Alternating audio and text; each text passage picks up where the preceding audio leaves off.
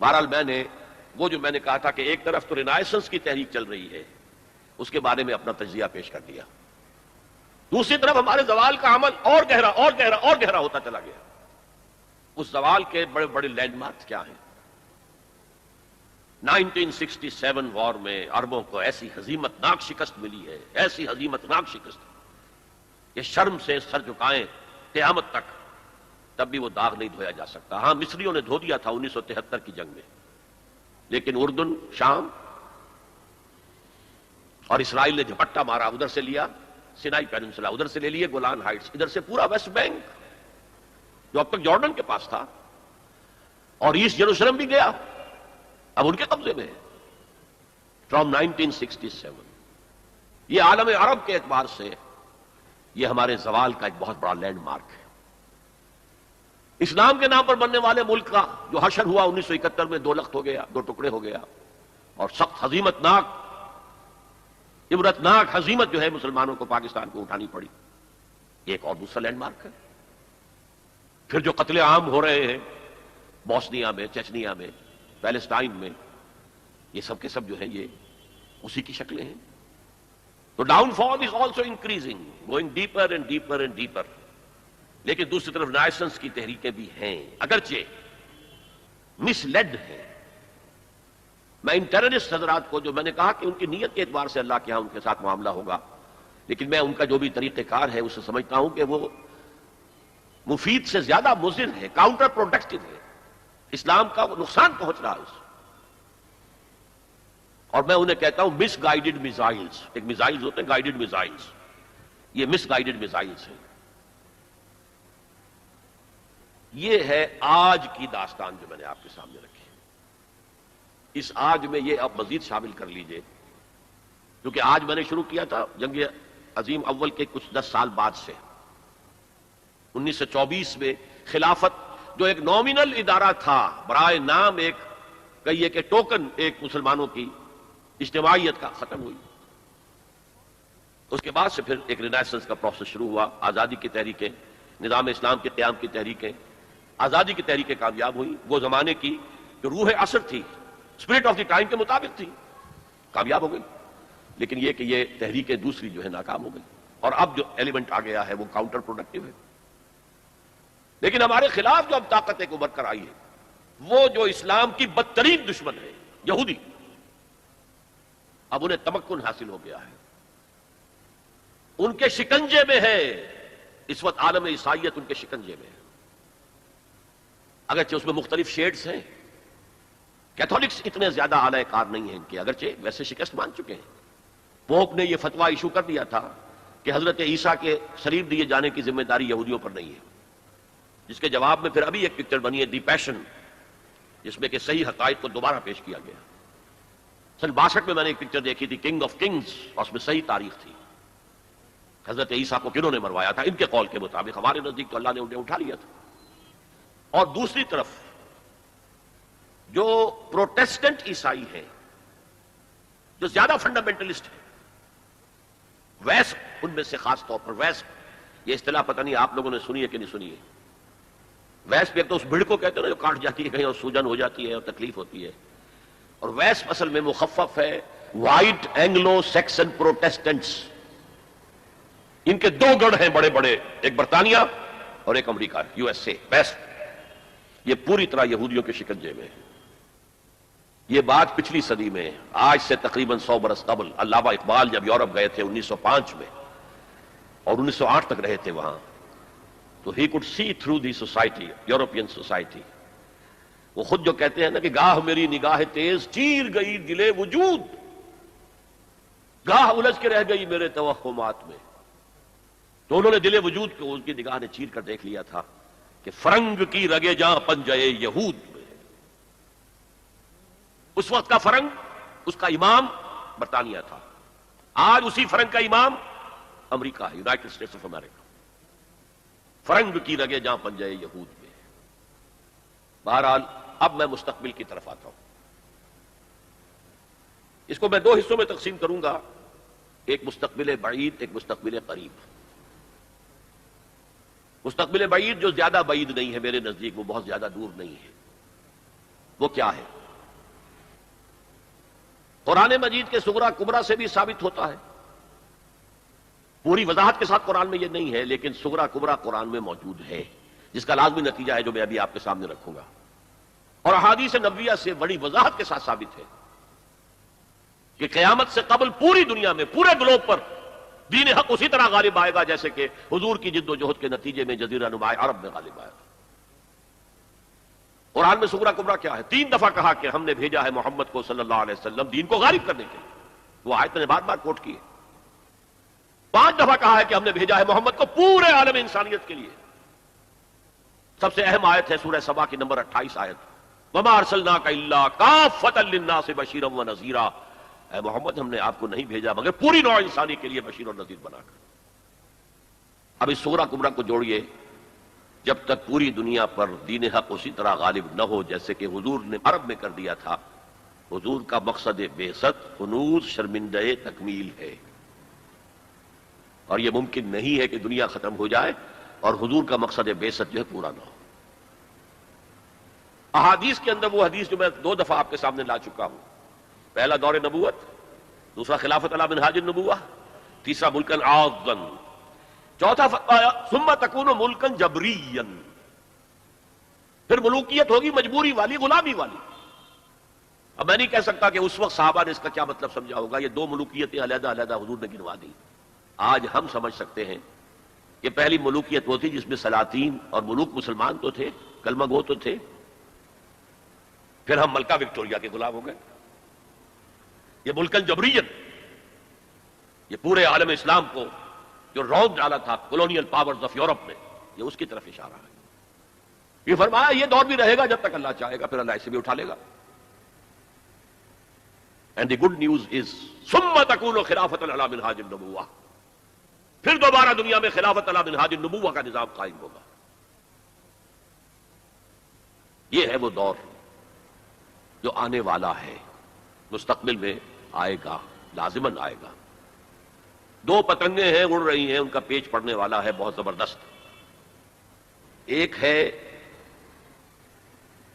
New world order, جو حقیقت میں جیو ورلڈ آرڈر ہے، ایک ہے جسٹ ورلڈ آرڈر آف اسلام۔ مقابلہ انہی میں ہونا ہے، اور نتیجے میں بالآخر اسلامی خلافت گلوبل کی طرف سے دنیا جا ہی رہی ہے، گلوبلائزیشن۔ یہ ملکوں کے درمیان لکیریں تو تقریباً بے ایمانی ہو جائیں گی، ملٹی نیشنلز کی حکومت ہوگی اصل میں، تو باقی حکومتیں جو ہے تو انتظامی قسم کے وہ ایک ریجنز ہوں گے۔ جیسے کہ پہلی جنگ عظیم سے پہلے پوری امت مسلمہ ایک وحدت تھی، ہاں حکومت یہاں مغلوں کی ہے، وہاں صفویوں کی ہے، لیکن کہیں کسی پاسپورٹ کی ضرورت نہیں، کہیں کسی ویزا کی ضرورت نہیں۔ کوئی مغرب سے چل کر آتا ہے ابن بطوطہ اور پہنچ جاتا ہے ہندوستان تک، اور یہاں آ کر وزیر بن جاتا ہے۔ He is not the son of the soil۔ امت کی وحدت برقرار تھی، یہ امت کی وحدت ختم ہوئی ہے فرسٹ ورلڈ وار کے بعد۔ المصر للمصریین، الشام للشامیین، العراق للعراقیین، یہ نعرے لگے ہیں امت کی وحدت کو پارا پارا کرنے کے لیے مغرب کے زیر اثر۔ یہ سب سے بڑی سازش تھی امت کی وحدت کو ختم کرنے کے لیے۔ بہرحال ایک تو یہ جس کی کے بارے میں حضور نے خبر دی کہ دوبارہ آئے گا خلافت علی منہاج النبوہ کا نظام، اور 2 حدیثیں آپ کو سنا دینا چاہتا ہوں جس میں حضور نے خبر دی ہے کہ اب جب یہ آئے گا تو گلوبل ہوگا۔ ایک حدیث ہے حضور صلی اللہ علیہ وسلم کے ایک غلام جنہیں آپ نے آزاد کر دیا تھا، حضرت ثوبان رضی اللہ تعالیٰ، ان کی روایت ہے۔ عن ثوبان رضی اللہ تعالیٰ عنہ قال قال رسول اللہ صلی اللہ علیہ وسلم ان اللہ زوالی الارض، اللہ نے میرے لیے پوری زمین کو لپیٹ دیا یا سکیڑ دیا، پوری زمین۔ فرائے تو مشارقہا و مغاربہا، میں نے سارے مشرق دیکھ لیے، سارے مغرب دیکھ لیے۔ وَإِنَّ أُمَّتِي سَيَبْلُغُ مُلْكُهَا مَا زُوِيَ لِي مِنْهَا، اور میری امت کی حکومت ان تمام علاقوں پر قائم ہو کر رہے گی جو مجھے زمین کو سکیڑ کر یا لپیٹ کر دکھا دیے گئے۔ اور یہ روایت کسی دوسرے تیسرے درجے کی حدیث کے ذخیروں میں سے نہیں ہے، مسلم شریف کی روایت ہے، درجہ اول کی کتب۔ اور دوسری حدیث وہ مسند احمد ابن حنبل کی ہے، مقداد الاسود عن المقداد الاسود رضی اللہ عنہ قال قال رسول اللہ صلی اللہ علیہ وسلم لا يبقى على ظهر الارض بيت وبر ولا مدر الا ادخله الله كلمة الاسلام۔ اس روئے زمین پر نہ کوئی گھر رہے گا اینٹ گارے کا بنا ہوا، اور نہ کوئی خیمہ ہوگا جو کھانوں کا بنا ہوا، جس میں اللہ اسلام کے کلمے کو داخل نہ کرتا۔ بعز عزیز اور ذل ذلیل، یہ داخلہ دو میں سے ایک طریقے پر ہوگا، یا عزت والے کے اعزاز کے ساتھ، یعنی وہ خود اسلام قبول کر لے گا تو اس کے گھر میں یا اس کے خیمے میں اسلام داخل ہوگا، اس کی بھی عزت ہوگی۔ وَلِلَّهِ الْعِزَّةُ وَلِرَسُولِهِ وَلِلْمُؤْمِنِينَ، عزت کا حقدار تو اللہ ہے، اس کے رسول اور اہل ایمان ہے۔ اور ذل ذلیل، یا کسی کمزور کی پستی کی وجہ سے، اگر اسلام قبول نہیں کریں گے تو یؤتوا الجزیۃ عن یدٍ وہم صاغرون، چھوٹے ہو کر رہنا پڑے گا، جزیہ دینا ہوگا۔ گویا کہ اسلام تو اس کے خیمے اور گھر میں بھی داخل ہو گیا، وہ خود محروم رہا۔ جب حضور نے یہ فرمایا تو حضرت مقداد پھر کہتے ہیں کہ میں نے کہا وَيَكُونَ الدِّينُ كُلُّهُ لِلَّهِ، تب ہوگی وہ بات جو سورہ انفال میں آئی ہے کہ دین کل کا کل اللہ کے لیے ہو جائے گا۔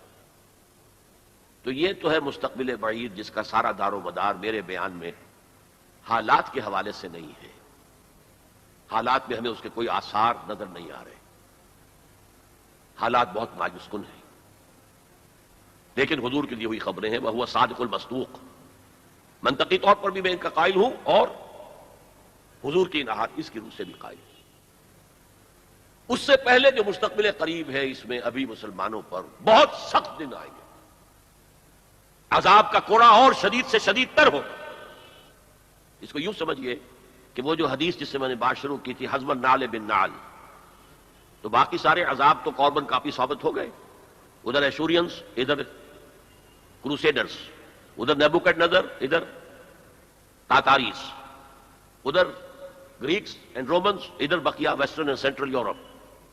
یہ تو صاف صاف نظر آ گیا جو پچھلی صدی میں ہوا یہودیوں کے ساتھ، 6 millions of them decimated، ختم کیے گئے ہٹلر کے ہاتھوں۔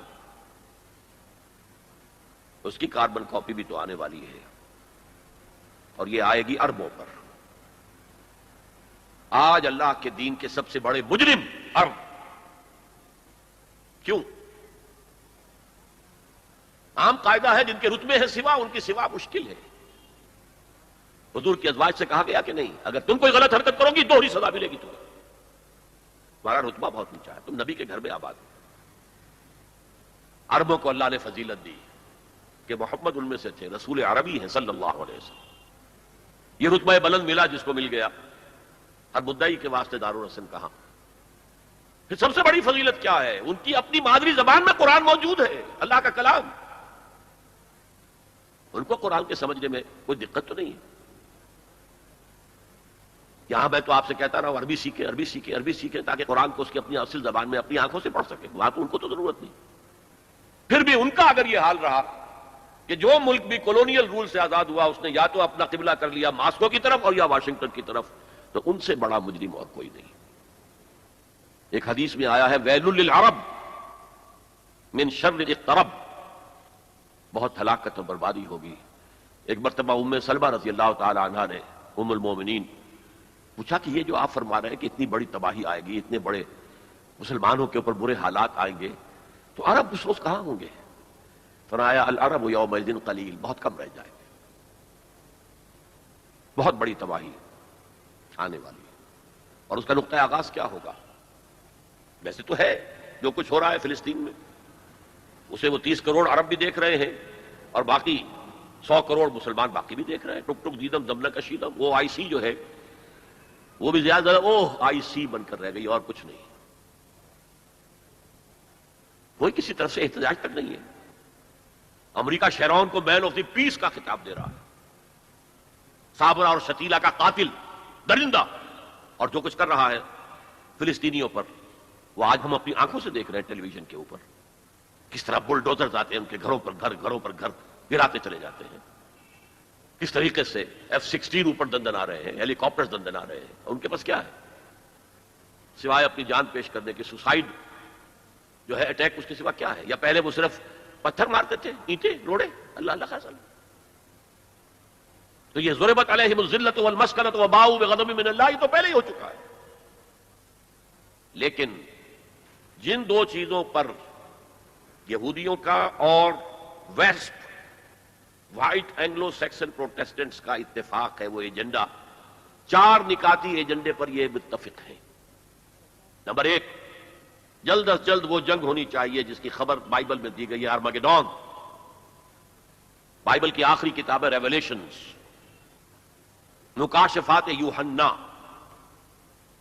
یہ یوحنا جان جو ہے یہ حضرت یحییٰ نہیں، حضرت مسیح کے حواریوں میں سے ایک جان ہے، ان کے مکاشفات ہیں، اور اس میں یہ ہے کہ ایک بہت بڑی جنگ ہوگی تاریخ انسانی کی، آرمگیڈون۔ اور اگر آپ دیکھیں گے ڈکشنری میں تو لکھا ملے گا very big war which will be fought between the forces of good and evil before the end of this world. Armageddon جلد از جلد ہونی چاہیے، نمبر ایک۔ عراق پر حملہ اس کا نقطۂ آغاز ہے، آگے یہ سلسلہ کدھر بڑھتا ہے یہ ابھی دیکھنے کی بات ہے۔ نمبر دو، گریٹر اسرائیل قائم ہونا چاہیے تاکہ پوری دنیا کی یہودی آ کر سما جائے۔ ابھی تو اس چھوٹے سے اسرائیل میں تو ساری دنیا کی یہودی تو نہیں آ سکتی۔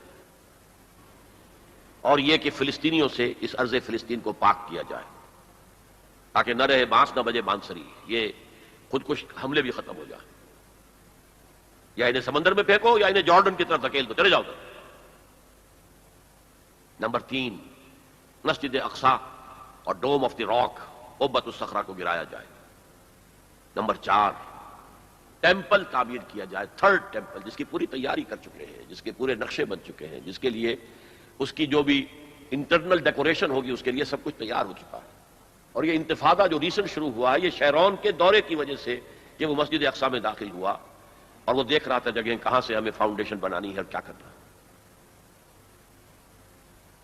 چار باتیں گنوائی میں نے، پانچویں بات ایک اور بھی ہے کہ جب تھرڈ ٹیمپل تعمیر ہو جائے تو تھرون آف ڈیوڈ لا کر وہاں پر رکھ دیا جائے۔ یہ مجھے پتا نہیں تھا، یہ تھرون آف ڈیوڈ ابھی حضرت داؤد کا تخت جو ہے کہیں محفوظ ہے۔ یہ پروٹیسٹنٹس کا ایک رسالہ نکلتا ہے دی ٹرمپٹ، فلاڈلفیا سے، امریکہ کے شہر فلاڈلفیا سے، دی فلاڈلفیا ٹرمپٹ۔ اس میں پتا چلا یہ ایک پتھر تھا جس پر بٹھا کر حضرت داؤد کی تاج پوشی کی گئی تھی، اسی پر حضرت سلیمان کی تاج پوشی ہوئی، اسی پر بعد میں ان کے اور جو بھی تھے حکمران ان کی تاج پوشی ہوتی رہی۔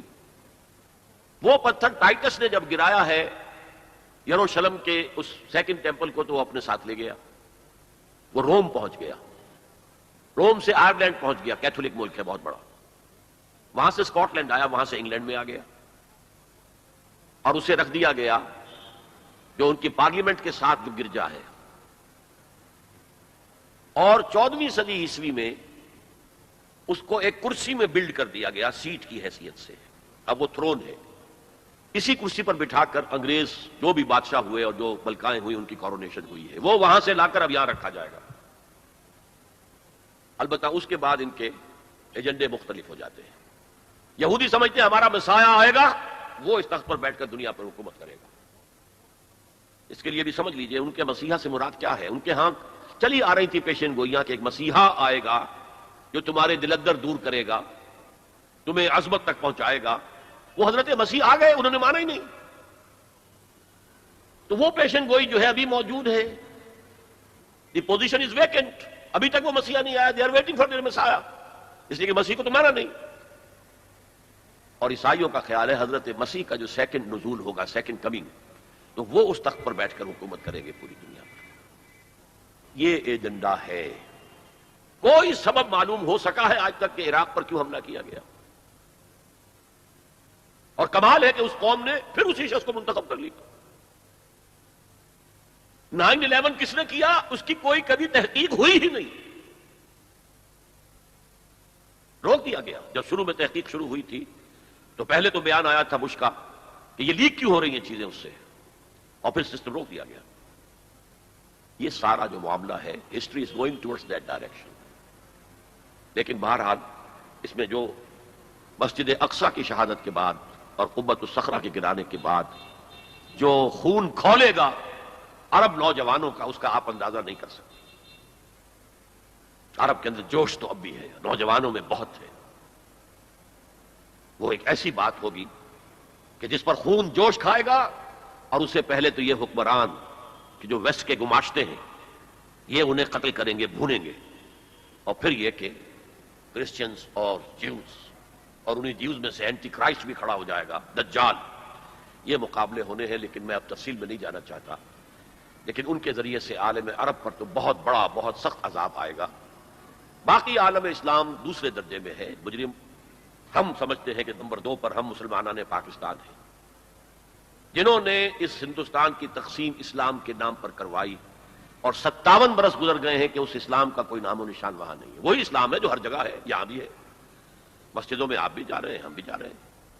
لیکن وہ اسلامی نظام جو کہا گیا تھا، اسلام کے اصول حریت و اخوت و مساوات کا ایک نمونہ دنیا کو دکھانا چاہتے ہیں، وہ کہاں ہے؟ لیکن یہ کہ جہاں تک عرب پر اس عذاب خداوندی کا تعلق ہے، اس کا تو مجھے یقین ہے ہوگا، اور ہولوکاسٹ سے کم 10 گنا ہوگا.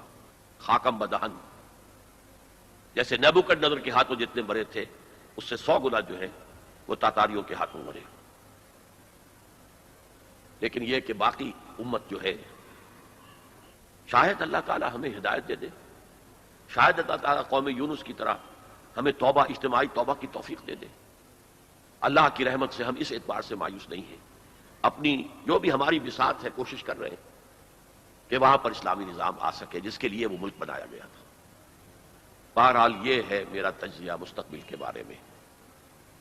میں اب اسی پر اکتفا کر رہا ہوں، معمول سے بھی زیادہ ٹائم آج ہو گیا ہے. اللہ تعالیٰ مجھے بھی اور آپ کو بھی توفیق دے کہ ہم کمر ہمت کسیں اور اس دلدل سے نکلنے کی کوشش کریں، اور اپنی زندگیاں وقف کریں اس کام کے لیے کہ جیسے کل میں نے کہا تھا، جاگو اور جگاؤ، ہوش میں آؤ، دوسروں کو ہوش میں لاؤ، پھر مل جل کر وَلْتَكُن مِّنكُمْ أُمَّةٌ يَدْعُونَ إِلَى الْخَيْرِ وَيَأْمُرُونَ بِالْمَعْرُوفِ وَيَنْهَوْنَ عَنِ الْمُنكَرِ. اللہ تعالیٰ توفیق دے. وما توفیقی الا باللہ العلی العظیم. الحمدللہ ڈاکٹر صاحب، اس عظیم الشان جلسے کی کثیر تعداد نے آپ کے ساتھ علمی اور ذہنی افق پر مستقبل اور حال اور جو ماضی گزرا اس کا یادگار سفر طے کیا. الحمدللہ. اب ہم سوال و جواب کا سیشن شروع کر رہے ہیں. سب سے پہلا سوال ہے، ایک مصطفیٰ انصاری صاحب ہیں، وہ کہتے ہیں کہ there is no religious tolerance in Islam for other faiths. How can we refute this allegation in the light of the teachings of Holy Quran? Tolerance اگر نہ ہوتی اسلام میں دوسرے فیتھس کے لیے تو ہندوستان میں کوئی غیر مسلم بچ جاتا؟ کس قدر لمبے عرصے تک یہاں حکومت کی ہے. ٹالرنس کا سب سے بڑا ثبوت تو ہندوستان ہے. اور میرا دعویٰ ہے کہ کبھی بھی پوری تاریخ میں کسی شخص کو مذہب تبدیل کرنے پر مجبور نہیں کیا گیا، پوری اسلامی تاریخ. دوسرا سوال، what is the difference between دعوت اسلام and missionary church? Please mention. دعوت اسلام اینڈ missionary church. دیکھیے، 2 قسم کی دعوتیں دنیا میں ہوتی ہیں.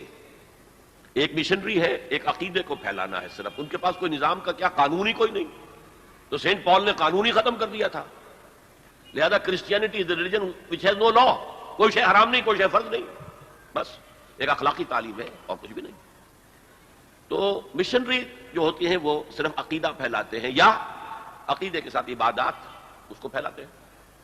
اور ریولوشنری دعوت ہوتی ہے کہ جو ایک ریولوشن لانا چاہتی ہے، نظام بدلنا چاہتی ہے. اسلامی دعوت ریولوشنری ہے. جیسے کمیونسٹ صاحبات دعوت تو وہ بھی دیتے تھے، مارکسزم کو پھیلاتے تھے. میں بیان کر چکا ہوں جہاد کے مختلف مراحل میں. اگر لوگ مارکسزم کے قائل نہ ہوتے، پھر وہ مل جل کر ایک کمیونسٹ پارٹی نہ بنتے، تو ریولوشن کیسے آتا؟ تو ایک ہے مشنری سٹائل آف دعوت اور ایک ہے ریولوشنری ٹائپ آف دعوت. تو اسلام کی دعوت جو ہے وہ حقیقت میں ریولوشنری اورینٹیشن والی ہے. سید اسد صاحب وہ کہتے ہیں، according to you what are the major steps to be taken for the better future of امت مسلمہ؟ Do we need any leader for that? میں شاید اس سے پہلے بھی بیان کر چکا ہوں کہ یہ حالات نہیں بدلیں گے، بلکہ شاید شدید سے شدید تر ہوتے جائیں گے جب تک کہ ہم عالم اسلام میں کسی سائزیبل ملک میں پورا اسلامی نظام قائم کر کے دنیا کو دعوت نہ دے سکیں کہ come and see with your own eyes this is Islam. دیکھ لو، اس میں کوئی ریپریشن نہیں ہے. دیکھ لو یہاں ایکویلٹی ہے، مساوات ہے. دیکھ لو یہاں پر سوشل سیکیورٹی ہے. کسی شخص کی بنیادی ضروریات، ہر شخص کی بنیادی ضروریات کی کفالت اسٹیٹ کے ذمہ ہے. یہ سیکیورٹی جو آج ہمیں کہا جاتا ہے سوشل سیکیورٹی اسکینڈینیوین کنٹریز کی بہت بڑی ہے، یہ سب سے پہلے مکمل ترین سوشل سیکیورٹی تو خلافت راشدہ میں قائم کی گئی تھی. بچے کے پیدا ہوتے ہی وظیفہ طے ہو گئے. اور یہ صرف مسلمانوں کے لیے نہیں تھا. حضرت عمر ایک دفعہ دورہ کر رہے تھے کسی پروونشل صدر مقام کا، وہاں دیکھا ایک بوڑھا یہودی بازار میں بھیک مانگ رہا. آپ نے کہا گورنر سے یہ کیا معاملہ ہے؟ یہ جوان ہوتا تو تم اس سے جزیہ لیتے، اور یہ بوڑھا ہے تو تم نے چھوڑ دیا بازار میں اس کو کہ بھیک مانگے، اس کا وظیفہ مقرر کرو. یہ نظام تھا جو دیا تھا محمد رسول اللہ صلی اللہ علیہ وسلم. وہ نظام جب تک ہم قائم نہیں کریں گے تاکہ اللہ کو صحیح ریپرزینٹ کر سکے، اللہ کے دین کی صحیح نمائندگی کر سکے نوع انسانی کے سامنے، اس وقت تک یہ سزا جو ہم پر مسلط ہے یہ ختم ہونا تو دور رہا، کمی بھی نہیں آئے گی اس میں. فضل محمود سرکاری ملازم ہیں، وہ کہتے ہیں کہ وائی ڈیڈ ہٹلر کل Jews indiscriminately when a large number of them were innocent and believed in the oneness and the supremacy of Almighty God?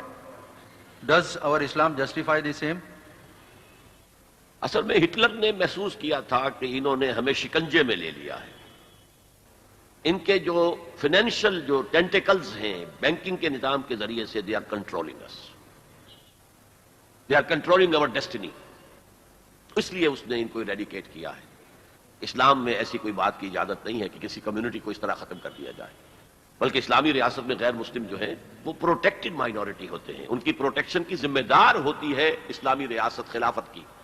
اس لیے انہیں ذمہ کہتے ہیں. ذمہ کا مطلب کیا؟ ذمہ دار ہے حکومت ان کی حفاظت کی، ان کے عبادت گاہوں کی حفاظت کی، ان کے پرسنل لا کی آزادی کی، ان کی مذہبی آزادی کی پوری ذمہ داری لیتی ہے ریاست.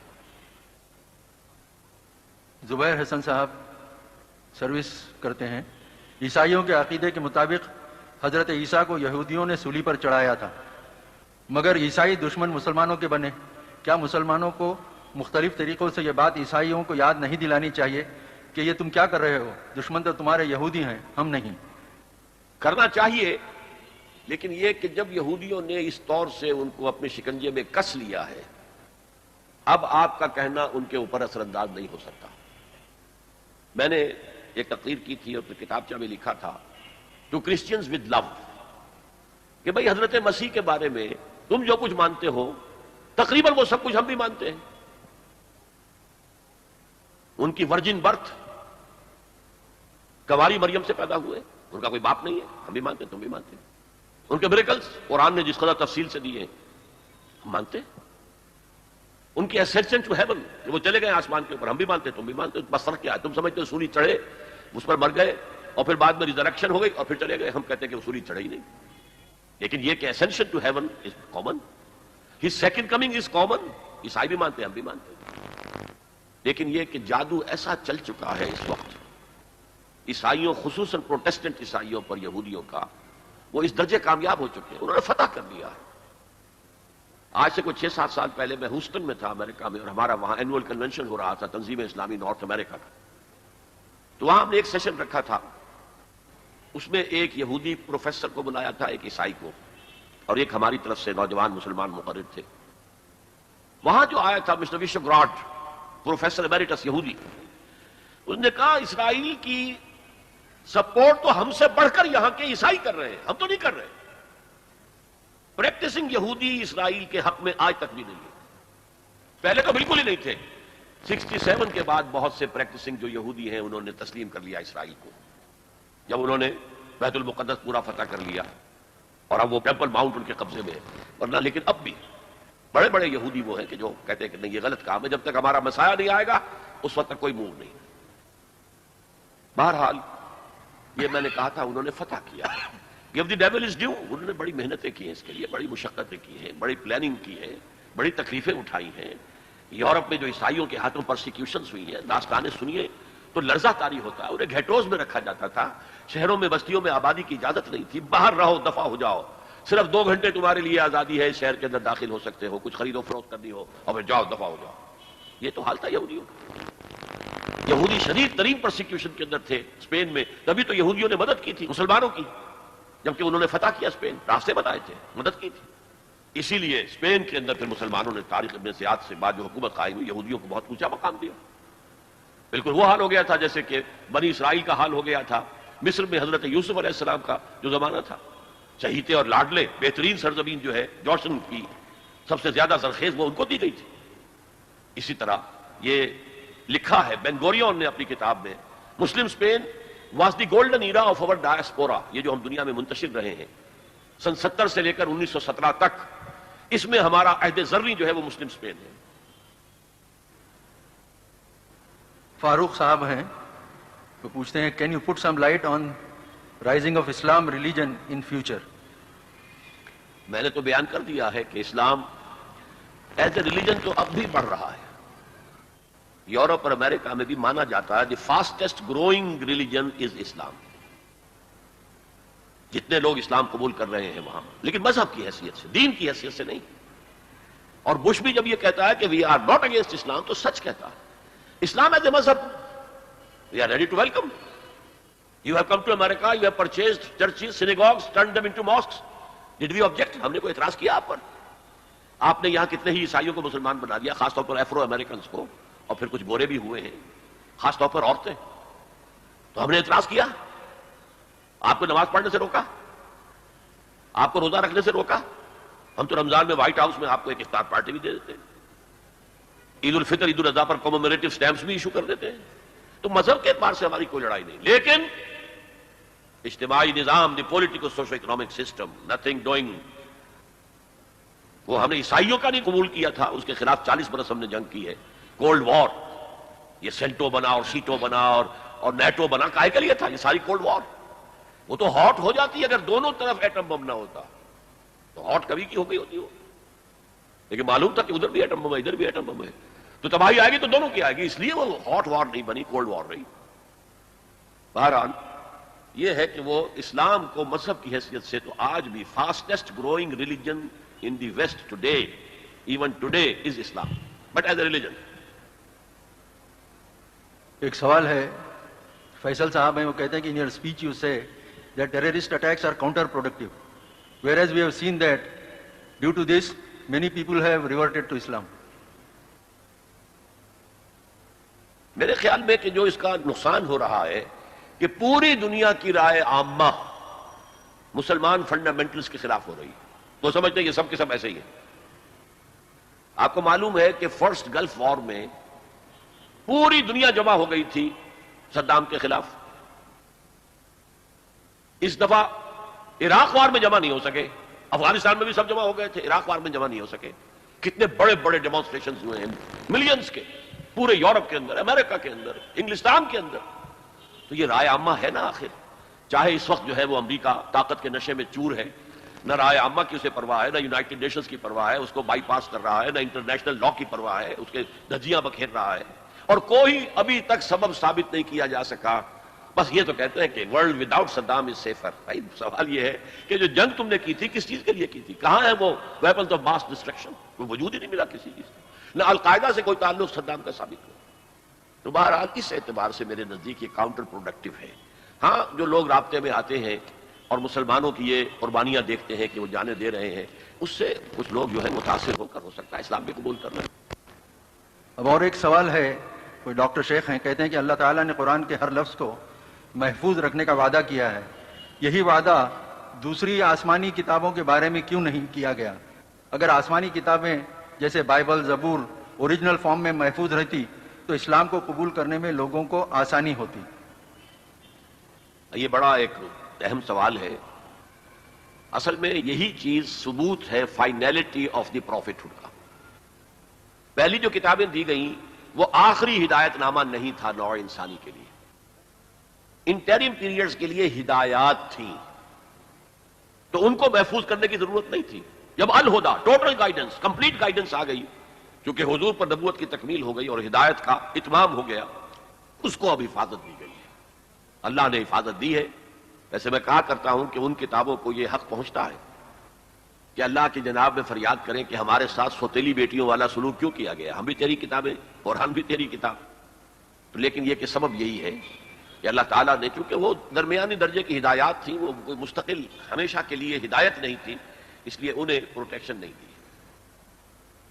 محمد قاسم صاحب کا سوال ہے کہ جو تاریخ اسلام کی آپ نے آج پیش کی, بدقسمتی سے ہماری نسل اس سے نابلد ہے, کسی کتاب کی نشاندہی فرمائیں جس سے یہ تاریخ پڑھنے ملے، یا کوئی آپ کا ویڈیو کیسٹ اس ضمن میں ہو تو بتلائیں۔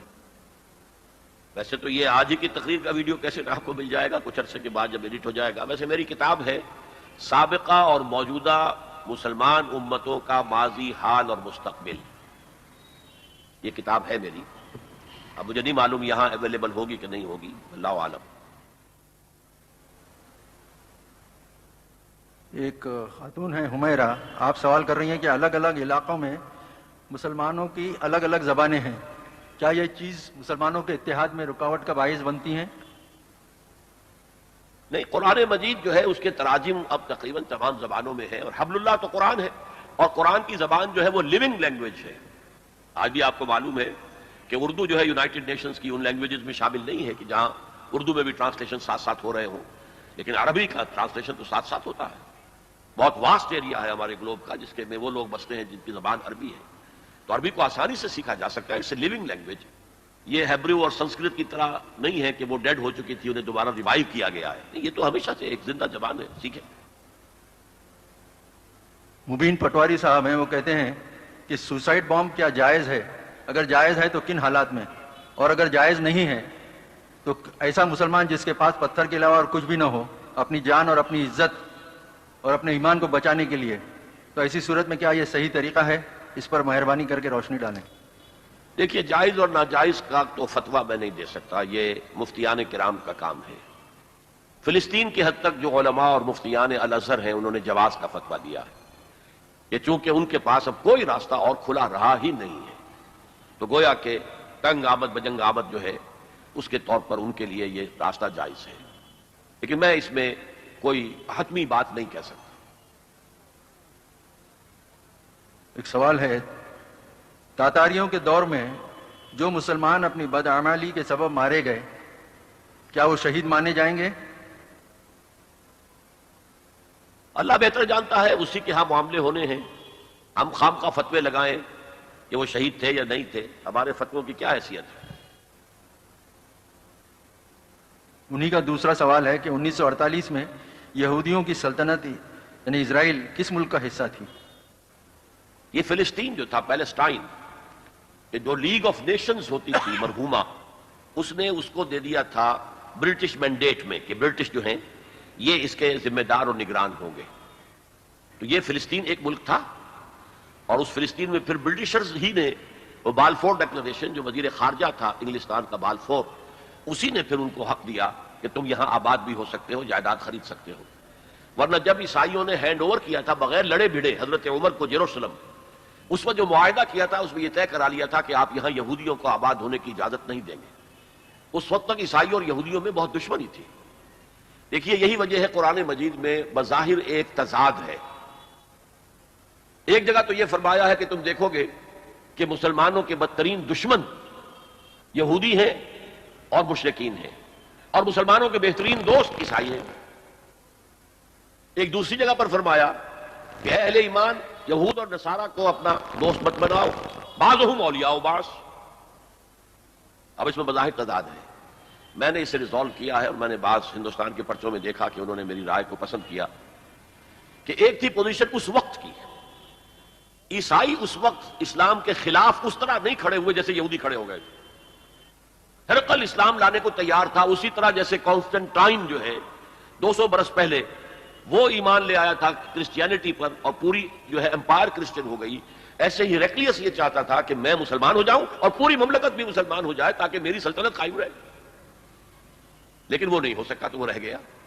اسی طرح حضور نے جو خط بھیجے اس میں جو مقوقس تھا، پیٹریارک آف الیگزینڈریا، اس نے بڑا اکرام کیا حضور کے سفیر کا، تحفے بھیجے۔